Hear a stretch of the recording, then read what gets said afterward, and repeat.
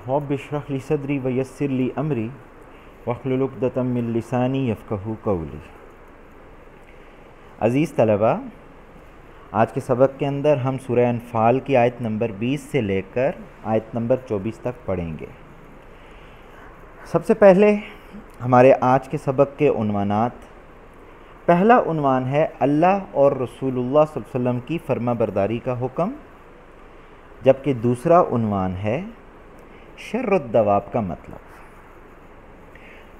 हमारा पहला उन्वान है अल्लाह और रसूल सल्लल्लाहु अलैहि वसल्लम की फर्माबरदारी का हुक्म, जबकि हमारा दूसरा उन्वान है शर्रुद्दवाब का मतलब।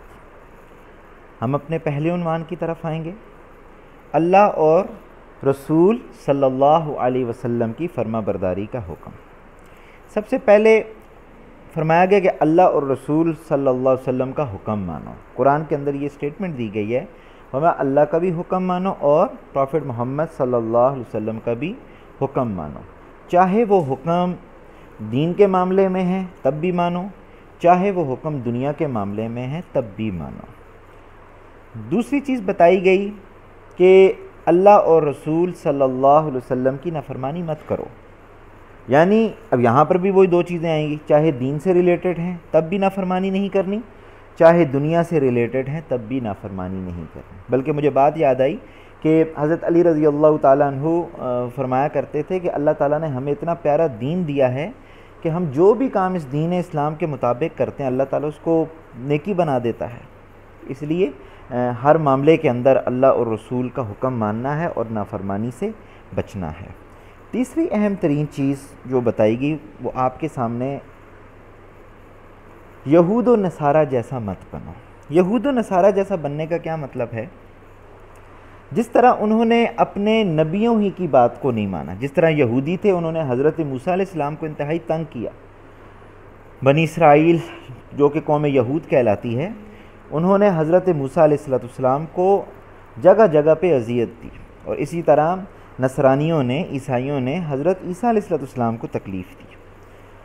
तो इसलिए फ़रमाया कि तुम यहूद व नसारा जैसा मत बनो। यानी जिस तरह उनकी तौर तरीके थे कि उन्होंने अपने नबियों ही का हुक्म टाल दिया, तो फरमाया तुमने ऐसा नहीं करना, बल्कि ऊपर वाली जो दो चीज़ें तुम्हें बताई गई हैं उसके मुताबिक तुमने अपनी लाइफ गुजारनी है। बिस्मिल्लाहिर्रहमानिर्रहीम। या अय्युहल्लज़ीना आमनू, ए ईमान वालो, अतीउल्लाह व रसूलहू, अल्लाह की इताअत करो और उसके रसूल की इताअत करो। वला तवल्लौ अन्हु, और तुम उसके हुक्म से रूगर्दानी मत करो। व अंतुम तस्माऊन, जबकि तुम सारी बात सुनते भी हो। वला तकूनु कल्लज़ीना, और उन लोगों की तरह मत हो जाओ, क़ालू समिअना, जो कहते हैं हमने सुन लिया, वहुम ला यस्माऊन, हालांकि वो नहीं सुनते। यानी वो सुनने के बावजूद भी, हक बात को सुनने के बावजूद भी वो यूँ कॉन्सेप्ट कायम कर देते हैं कि जैसे उन्होंने कोई बात सुनी ही नहीं। हमारा दूसरा उन्वान है शर्रुद्दवाब का मतलब। शर्रुद्दवाब का जो लफ्ज़ी मानी है वो है बदतरीन जानवर। शर कहते हैं बदतरीन को, और दवाब अरबिक के अंदर कहते हैं जानवर को। यानी इसका जो लफ्ज़ी मानी है वो है बदतरीन जानवर, जबकि इससे मुराद वो लोग हैं जो अक्ल व शऊर के बावजूद समझ नहीं रखते, यानी काफिर मुराद हैं। फरमाया काफिरों की आंखें हैं, सब कुछ देखने के बावजूद नहीं तस्लीम करते। फरमाया काफिरों के कान हैं, कान होने के बावजूद हक बात को नहीं सुनते। फरमाया काफिरों के पास दिलो दिमाग मौजूद है लेकिन अक्ल से सोचते नहीं। फरमाया ये तमाम चीज़ें अक्ल व शऊर, एक अक्ल व शऊर वाहिद एक ऐसी चीज़ है जिसकी वजह से इंसान अपने नुकसान और फ़ायदे को पहचान लेता है। लेकिन फरमाया अजीब बात है कि इन काफिरों के पास ये तमाम चीज़ें हैं, उसके बावजूद ये दीन इस्लाम को नहीं समझ पा रहे। तो फरमाया कुरान पाक की स्टेटमेंट के मुताबिक ऐसे लोगों को शर्रुद्दवाब कहा गया है। फरमाया इन्ना शर्रुद्दवाब इंदल्लाहि, बेशक अल्लाह के नज़दीक सबसे बदतरीन जानवर अस्सुम अलबुक्म, यानी गूंगे और बहरे, अल्लज़ीना वो लोग हैं, ला याकिलून जो अकल नहीं रखते। मुराद इससे काफिर हैं।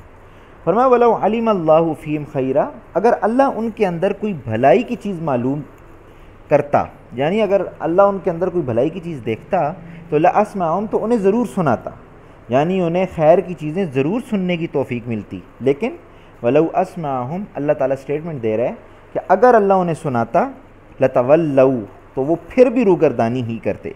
वहुम मोरिज़ून, क्योंकि उनकी नेचर के अंदर ही रूगर्दानी लिखी गई थी। या अय्युहल्लज़ीना आमनू, ए ईमान वालो, इस्तजीबू लिल्लाहि वलिर्रसूल, अल्लाह रसूल की पुकार पर लब्बैक कहो, इज़ा दआकुम, जब वो तुम्हें बुलाएं, लिमा युहयिकुम, इसलिए कि इस वजह से तुम्हें ज़िंदगी के अंदर एक निखार मिलेगा। वालमू, और जान लो तुम, अन्नल्लाह, बेशक अल्लाह, यहूलु बैनल मरई व क़ल्बिही, बेशक अल्लाह, और ये बात जान लो कि अल्लाह ताला आदमी और उसके दिल के दरमियान हाइल होता है। यानी कभी कभी राज इंसान को खुद नहीं पता चल पाता, उससे पहले ही अल्लाह वाकिफ़ हो जाता है उससे। फरमाया इसलिए इन चीज़ों को, इन कॉन्सेप्ट को सामने रखते हुए एक मुसलमान को लाइफ गुजारनी चाहिए, जिसकी वजह से वो बहुत सारी बुरी चीज़ों से बचेगा और बहुत सारी अच्छी चीज़ें वो करने लगेगा। फरमाया व अन्नहु इलैहि तुहशरून, और इस चीज़ का भी कॉन्सेप्ट रखो कि तुम अल्लाह ही की तरफ लौटाए जाओगे, उसके सामने तुमने हिसाब किताब देना है। जज़ाकुमुल्लाह खैरा।